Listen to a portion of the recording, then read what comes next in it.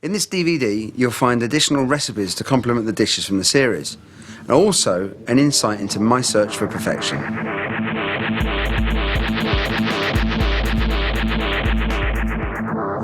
just come from the lab. I'm off to the pub. One of my great friends, and possibly the biggest influence in my career, Harold McGee, is over for a couple of days. We do this every year.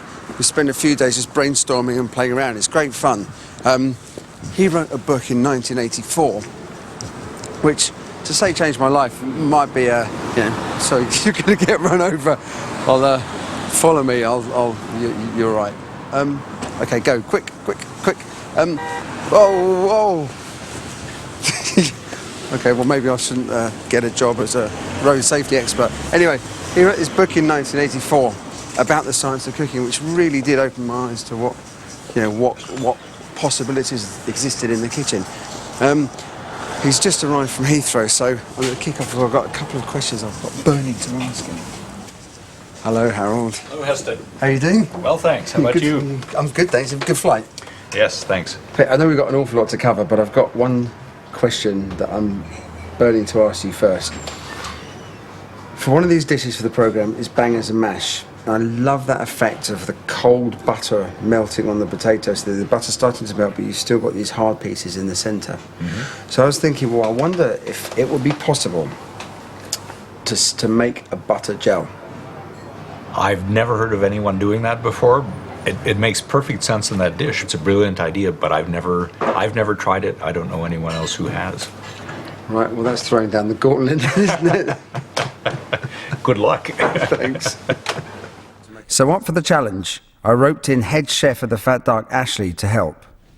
I think if we make an emulsion first and then try and gel it, yeah, in theory, yeah, it might be doable, mightn't it?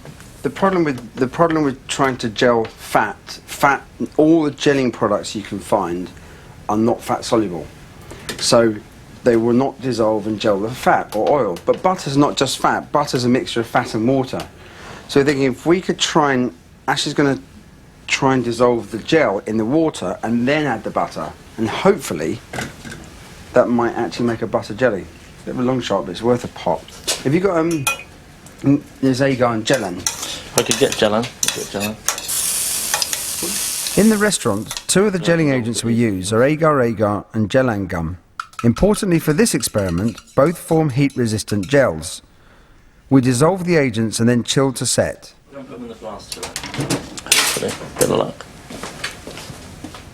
So these are the two butter jellies. This was one with Ashley with agar, and this is the one with gellan. So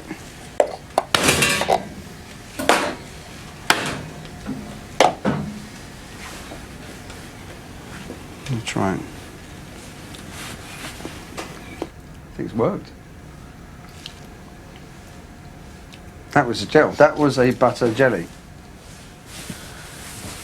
That may well work. Sorry, I shouldn't really be so... be a bit more confident about this. No. Time to see how they cope with some heat. That's been in the oven for about 5 minutes now. Butter's gone.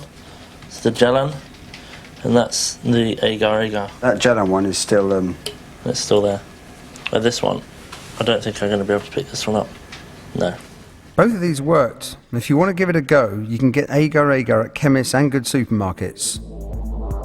I have to thank my friend and mustard fanatic, Robin Weir, for this one. In order to get my perfect recipe for bangers and mash, I had to leave the mustard out of the mixture. It just made the sausages too dry.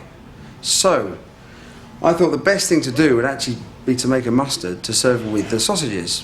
Now I'm going to use these, black mustard seeds. So, first step for this recipe is to soak the seeds. Got some stout and some red wine vinegar.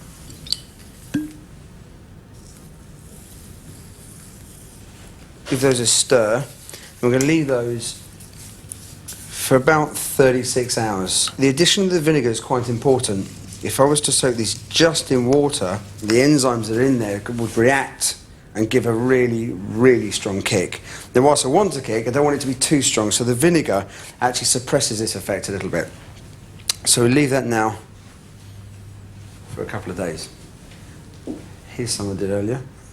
Now you see that the